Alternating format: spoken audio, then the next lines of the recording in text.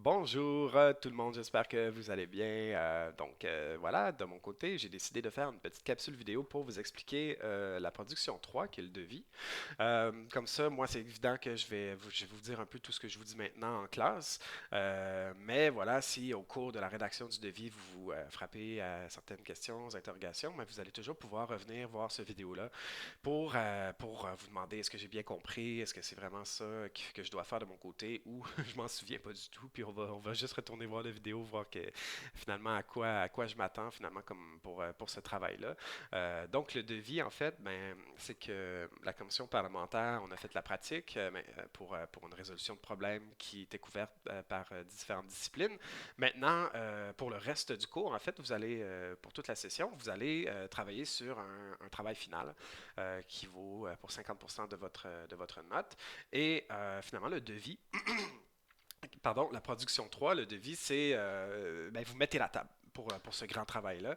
Euh, donc, c'est à partir du devis, là, finalement, que vous allez pouvoir construire là, tout le reste du travail. Donc, c'est important de bien faire cette partie-là du travail parce que si vous avez un devis de qualité, il va y avoir des répercussions sur tout le reste parce que ça va être beaucoup plus facile pour vous ensuite de continuer si vous avez bien cerné votre sujet. Alors, sans plus tarder, je vais je vais prendre pour référence le document que j'ai mis en ligne sur Léa Production 3, évidemment. Les consignes sont là. Je vais passer au travers les consignes, là, les quatre sections A, B, C, D, en prenant mon exemple des réfugiés pour mettre un peu de contexte là, au travers. Mettre un peu de contexte finalement par rapport à tout ce que je vous ai demandé, à tout ce qui doit se retrouver dans le devis. Alors, sans plus tarder, le rapport, donc le devis, va comprendre quatre sections. La section A, on doit faire la démonstration que le problème n'est pas résolu et qu'il a une incidence régionale. Donc, ce qui est important de retenir là, c'est qu'il a une incidence régionale. Pour la question de la commission parlementaire, j'avais pris quelque chose de super large qui était la question des réfugiés dans le monde. Donc, c'était voulu finalement, c'est pas que ça soit aussi large parce que je savais que ça allait être un peu plus facile à couvrir.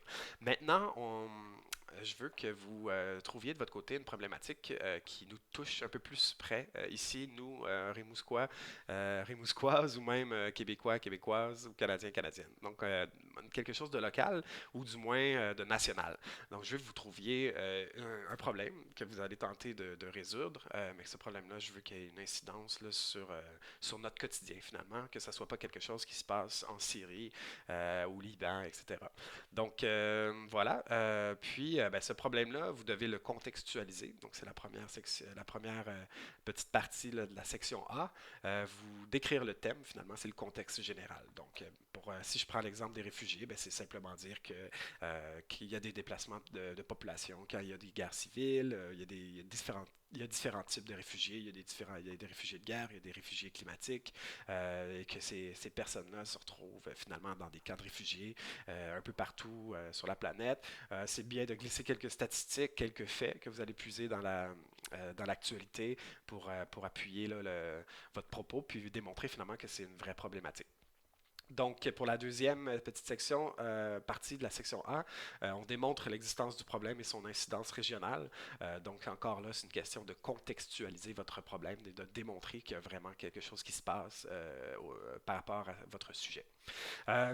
Ensuite, c'est la partie la plus courte mais la plus importante de cette section A, de cette section-là, la section A, c'est de formuler une question préliminaire qui débute souvent par comment. Donc, moi, de mon côté, pour la commission parlementaire, on avait toute la thématique des réfugiés et la question c'était comment serait-il possible d'améliorer le sort des réfugiés dans le monde. Donc, encore là, c'est une question qui est très large puis qui peut se décliner en plusieurs sous-questions. Et puis, c'est ce que vous allez faire, vous, de votre côté. Donc, pour la section A, c'est en gros ce qu'on vous demande, donc une contextualisation de la problématique, puis la formulation d'une question de recherche. Section B, démonstration que le problème rend possible l'intégration des acquis. Donc, l'exercice qu'on a fait avec la commission parlementaire, vous avez compris que c'est qu'on prenait une problématique, puis qu'on tentait d'y répondre selon trois disciplines différentes. On avait psychologie, on avait la discipline de l'économie, puis la sociologie. Donc, ces trois disciplines-là vont traiter des questions qui sont pas les mêmes par nature. Donc, par exemple, la question psychologique, ben, on pourrait s'attarder à comment finalement aider les enfants qui sont en situation de trauma, comment finalement aider les syndromes post-traumatiques des gens qui ont vécu des atrocités.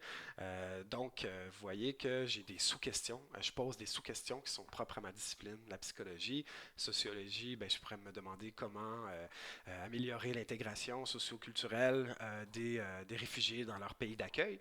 Donc encore là, j'ai une sous-question à ma question principale qui était de comment améliorer le sort des réfugiés. Puis de l'angle économique, comment finalement les intégrer dans le marché du travail, par exemple, comment éviter qu'il y ait des situations de pauvreté extrême dans les camps de réfugiés. Voilà, c'est toutes des sous-questions finalement qui sont liées à une discipline, mais qui traitent de la même problématique qui est le sort des réfugiés dans le monde. Voilà. Ce qu'on a fait en commission, c'est que chacune des équipes traitait d'une discipline en particulier. Maintenant, dans le grand travail, ben, votre équipe, vous allez traiter votre problématique locale à l'aide de trois disciplines. Donc, vous-même, vous allez faire le travail pour trois disciplines. Je vous laisse les choisir, ça, sociologie, politique, psychologie, géographie, économie, administration, même le droit que j'ai pas mis là, qui peut être super intéressant. Donc, du point de vue du droit, qu'est-ce qu'il y en est par rapport à la jurisprudence pour tel type de situation, etc. Si c'est des choses qui vous intéressent, je vous encourage fortement à y aller. Donc, la liste que j'ai mise elle est pas exhaustive. Si jamais vous voulez approcher la question, votre question, avec une discipline que j'ai pas mis, simplement m'en parler quand on va faire des rencontres de tutorat. Puis, je suis persuadé là, que ça peut fonctionner là, si vous me proposez quelque chose qui fait du sens. Alors voilà, pour la section B, dernière petite partie de la section B, ben vous devez, une fois que vous avez choisi vos trois problématiques, vos trois disciplines pour traiter de la problématique, ben vous devez m'expliquer de quelle manière ces disciplines-là sont concernées. Je me répète un petit peu, mais donc la psychologie, on va traiter des traumas, la sociologie, on va traiter de l'intégration, quand je prends l'exemple des réfugiés, là, bien sûr, puis l'économie, on va traiter de la question de la pauvreté, par exemple, toujours en lien avec la question des réfugiés. Donc, vous me dites comment est-ce que ces trois disciplines que vous avez choisies là peuvent apporter une réponse à la problématique de départ. Alors voilà. La section C, maintenant, vous devez me démontrer la suffisance et la pertinence de l'information. Alors ça va prendre la forme d'une revue de littérature ou d'une bibliographie commentée. Donc, pour moi, les deux se ressemblent énormément dans le fond. La forme peut changer un peu.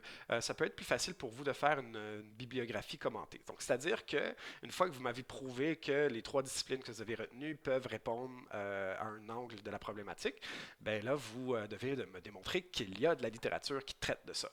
Donc, que vous allez avoir une documentation qui va être suffisante en ligne. Donc, vous allez commencer votre recherche finalement.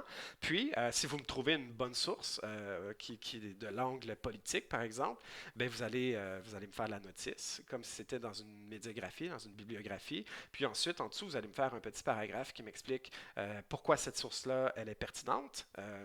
En quoi finalement les auteurs, que ce soit un organisme ou des personnes, des universitaires, en quoi finalement la source elle est crédible, que ces auteurs-là sont crédibles pour répondre pour utiliser leur source là, finalement.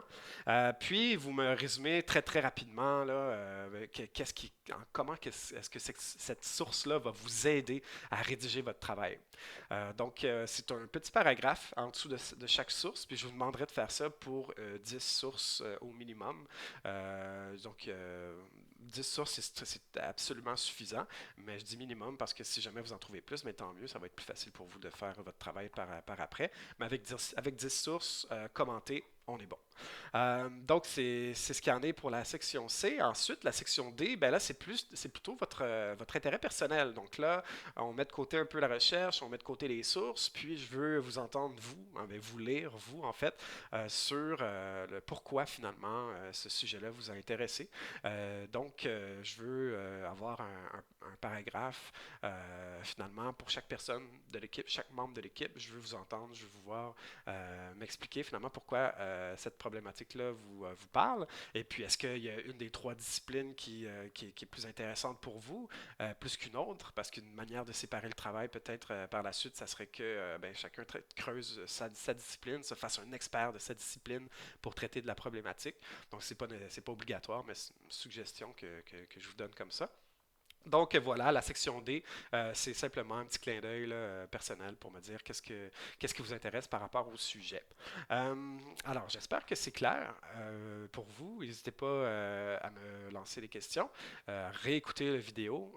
Bon, j'ai fait ça un peu à l'improviste, là, donc je me suis peut-être enfargé quelques fois dans mes mots, mais je pense qu'en gros, l'information est là. Le cahier de consignes aussi, il est assez clair. Donc voilà. Gardez en tête que ce devis-là, finalement, va vous servir énormément, je me répète, mais qui va vous servir énormément pour la rédaction de la recherche par la suite. Donc, c'est une bonne idée de vous atteler, de bien faire cette partie-là là, du travail, parce que finalement, elle va vous servir, là, surtout la bibliographie, ça va vous servir à la rédaction du travail principal, qui vaut pour 50% de la note. Voilà, mais pour le devis, finalement, c'est 12% de la note.